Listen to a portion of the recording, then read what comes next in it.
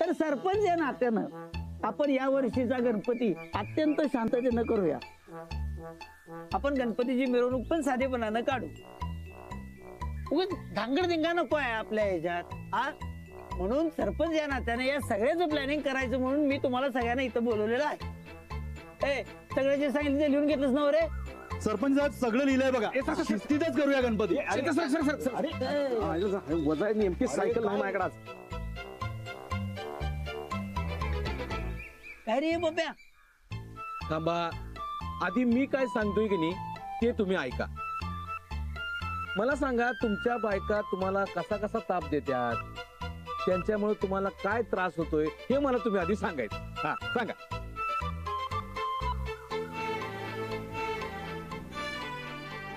ठीक आहे की, ठीक आहे, माझ्यापासून सुरुवात करतो मी. माझी बायको आहे की नाही, घरातलं होतं नव्हतं तेवढं सगळं पैसे घेऊन फरार झाली म्हणून मी प. माझ्या बायकोनं रानाची खबर पोलिसांनी दिली तेव्हा मी तिच्यावर असा काय भडकलो, तेव्हापासून ती फरार आहे, ती फरारच आहे. म्हणून तू पपीप.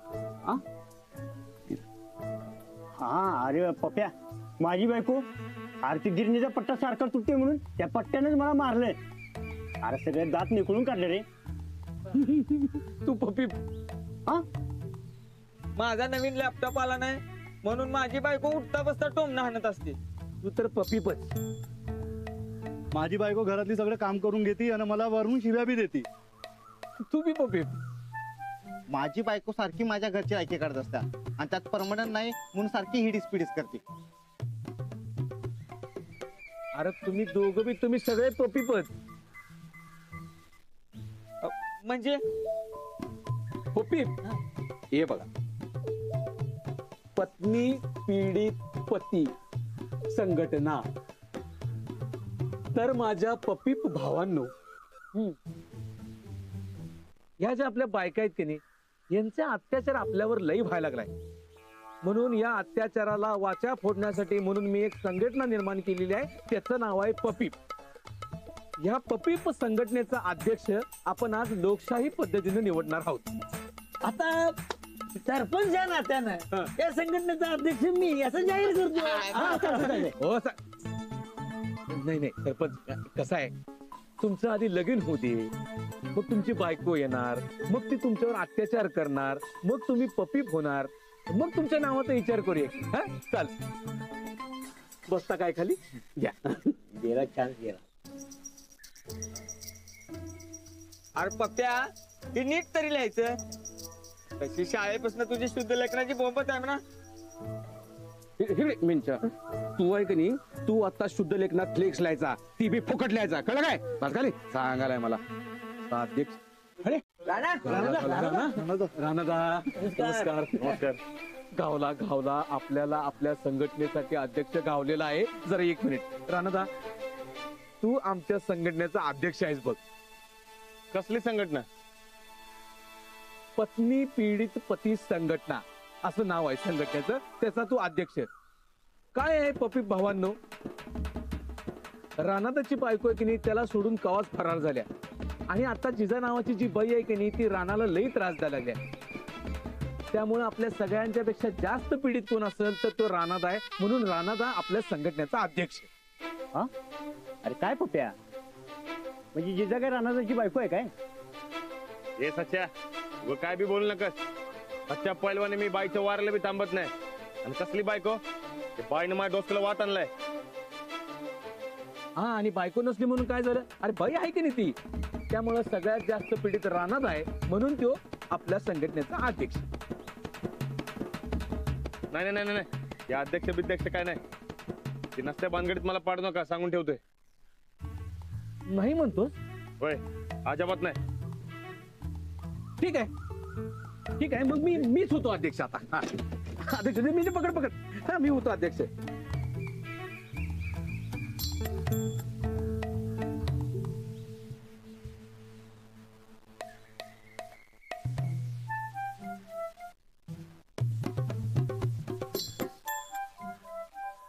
तर अध्यक्ष होताच मी आपल्या पपीप संघटनेचं कार्य राष्ट्रीय पातळीवर नेऊन ठेवायचं ठरलेलं आहे.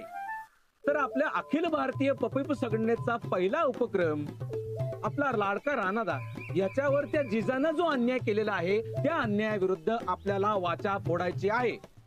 त्यामुळं ती जी काय जिजा आहे की नाही, जिजा तिचं झोपडं आपण उद्ध्वस्त करायचं असं मी ठरवले. नाही नाही नाही नाही असला अजाबात काय करायचं नाही. नाही का नाही, त्या बाईनं आगाऊपणा करून तुझ्या जमिनीवर कब्जा केलाय. नाही नाही, तिचं झोपडं उकरून टाकायचं आपण. ए सच्या उगं नाही तो आगाऊपणा करायचं नाही. हे सच्चा, अरे ती बाई किती डेंजर आहे माहितीये तुला? अरे डोळं बघितलेस का तिचं? अरे काय ये राणा, तू एका बाईला घाबरायला लागलायस. आता मी काय सांगतोय कधी ती ऐक. हे बघ, आज हरतालिकेचा दिवस आहे बरोबर. जेव्हा बायकांचा असतोय उपास, त्यांच्या आधीच अंगातली शक्ती अशी निघून गेलेली असते, तेव्हाच आपण आक्रमण करायचं. कळलं काय तुला? राणा कुणाच्या बाला घाबरत नाही. मग झालं की प्रेमात आणि युद्धात सगळं माप असतं, तसं जमिनीत सुद्धा माप असतं. हा, अरे जमिनीसाठी खून पडत्यात, खून. अरे इथं तर झोपडं पडायचं आहे नुसतं. विचार कर, विचार कर. नाही नाही हो, ते मला घराला जाऊन गणपती तयारी करायची आहे. मी जातो घरला. चल रे पोस्टर, चला येतो. राणा ए राणा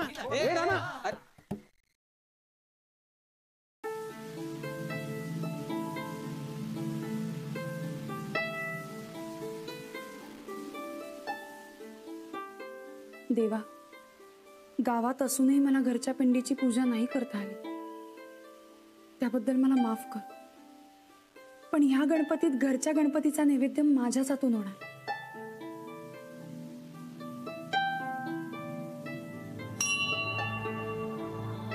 भटजी बुवा, ओ भटजी बुवा. कल्पना वहिनी कसा आहे सा? राणा भाऊजी तुम्ही इकडं? अहो वय काय, घरात कोण पूजा करायला सवस नाही ना, म्हणून पूजा कशी करायची या भटजीसने विचारायला आलतो. बर ते भटजी, ओ भटजी बुवा. बघा, बाबा आज नवऱ्याच्या हातनं पाणी पिऊन नैवेद्य दाखवून मगच उपास सोडायचा असतो. मी कसं करणार? भटजी बुवा नाही आहेत ना बघ, तेव्हा तुम्ही राधा भाऊजीसनीच सांगा देवळातला तो तीर्थप्रसाद द्यायला. काय तुमचा उपास बी सुटेल. चांगली आयडिया. असंच करते.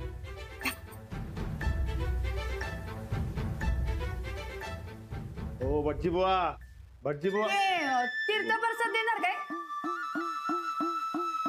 ओ भटजी बुवा. कुठे गेले? तीर्थप्रसाद देणार काय? मी हा, मग इथं दुसरं कोण आहे काय? ते मी कसं देऊ? कसं म्हणजे? हे बघ, आपल्यामधली जी काही खुन्नस असेल ती देवळाच्या बाहेर, इथं काही नाही. ते खुन्नस बिन्नस काय नाही, पण ते काय पण? अहो काय सच्चा पैलवान आहे मी. बाईच्या वाऱ्याला बी उभं राहत नाही. तशी शपथ बी घेतल्या, तेव्हा मी कसा प्रसाद देणार? शपथ देवाचीच घेतल्या नव, मग देवाच्या कामाला नाही म्हणू नये. चल दे मला तीर्थप्रसाद. दे म्हणते नव, दे चुपचाप. अहो पण दे.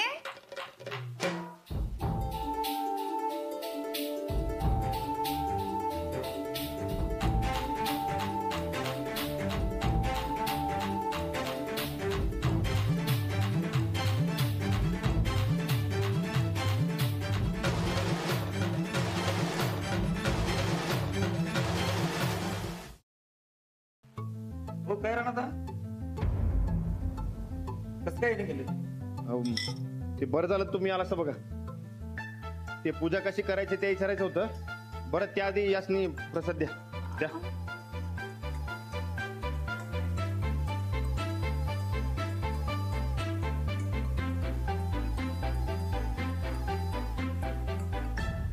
झालं काय? बरं जरा या की मला सांगा पूजा कशी करायची ती. या.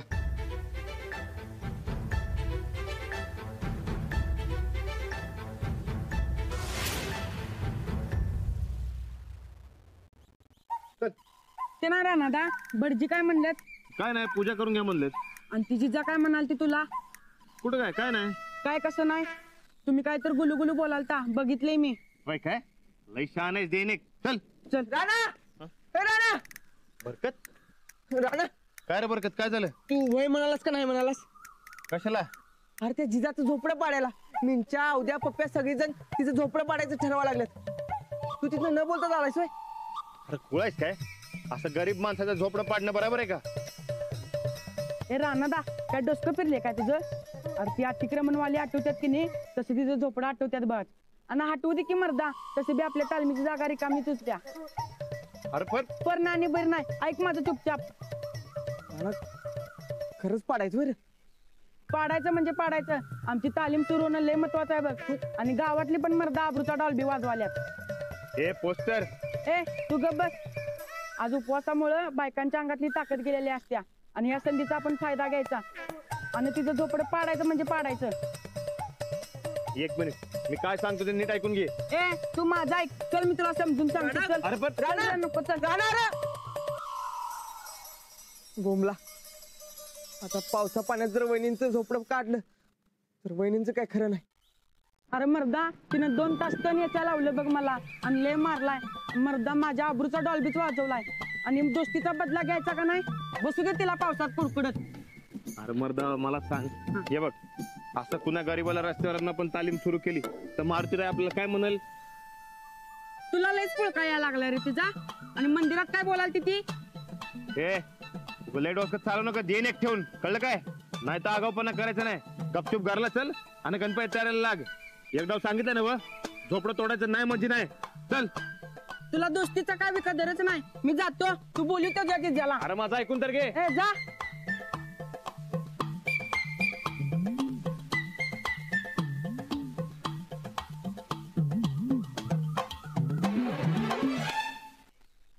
ए जिजा जिजा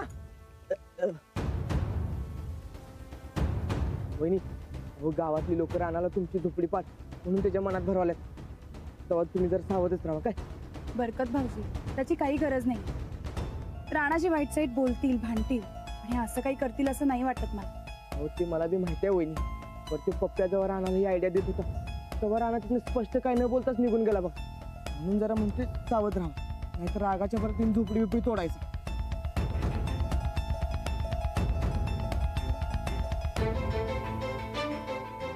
ए जिजा लवकरात लवकर आमची झोपडी खाली करायची आणि आमची जागा खाली करून तिथं सटकायचं नाही तर तुझं काय खरं नाही बघ. ए चिप्पाटा तू जा बरं तुझ्या वाटणं. आता संध्याकाळची आहे म्हणून तुला सोडतोय ना तर डासासारखा एका चापटीत गार केला असता. चल फुट फुट.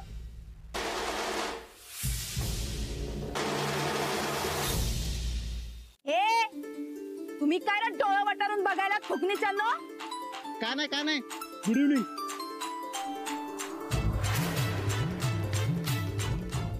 वहिनी तुम्ही जरा सावध राहा काय. बरकत भाऊजी मला आता एकच गोष्ट समजते. आज माझ्या घरात सण आहे आणि आज माझा उपास आहे. तो उपास सोडायला माझ्या नवऱ्याच्या हातून मला पाणी प्यायचंय जे मला मिळत नाहीये. तेव्हा आता मी जाते. हं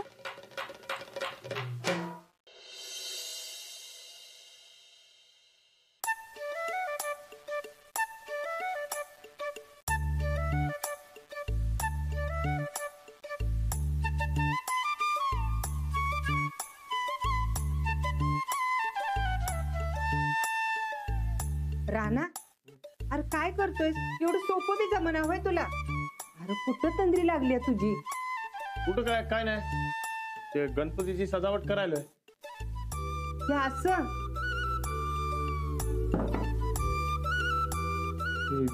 या टेबलात या टेबलात अरे कुठं ध्यान आहे तुझं. काय नाही गोदक्का ती बाई लय डोसक्यात गेले बघ माझ्या. तुला कसं बोलली ती ते डोसक्यातून जातच नाही बघ. आणि आज मंदिरात बी तिनं तेच केलं. सारखं माझ्या माग माग प्रसाद दे म्हणून करत होती. मग तू काय केलास दिलास.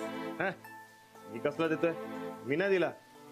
अरे देवाच्या कामाला नाही म्हणून ये राणा. शपथ देवाचीच घेतल्या ना मग देवाच्या कामाला नाही म्हणू नये. ती पण असंच म्हणली. खरंच काय. हा म्हणजे आपल्याला वाटते तेवढी वाईट नाही ती. नाही नाही नाही नाही ती वाईटच आहे. वाईट नाही, लय वाईट आहे. तू वाईट म्हणू नकोस तिला. तिला की नाही आगाव आगाव म्हण. राणा, त्या बाईचा विचार आता डोसक्यातनं काढ आणि घरातल्या सणावर ध्यान दे. आज हरताल का नाही आपल्यात, पर त्याचं वाण कुणाला तरी द्यायला पाहिजे. तू एक कर, जा आणि कुणातरी बाईला बोलवून आण. गोदक्का, बाईच्या वाऱ्याला उभं राहत नाही मी. आणि असं काय करते? आज समद्यांच्या घरामध्ये सणवार असणार, तेव्हा कोण येणार सांग मला? अरे मग जिजालाच बोलवून आणखी काय? आपण तिलाच वाण देऊया की. अगं गोदक्का, त्या डोसक्यावर पडलेल्या बाईला घरात कशाला बोलवतेस? नाही बोलवायचं. अरे आपण तिच्या संग गोड बोलूया, समजून सांगूया. बाई ग, पाहिजे तेवढा पैका घे, पण आम्हाला ताप देऊ नगस. कदाचित आपली जमीन सोडली तर सोडली र ती.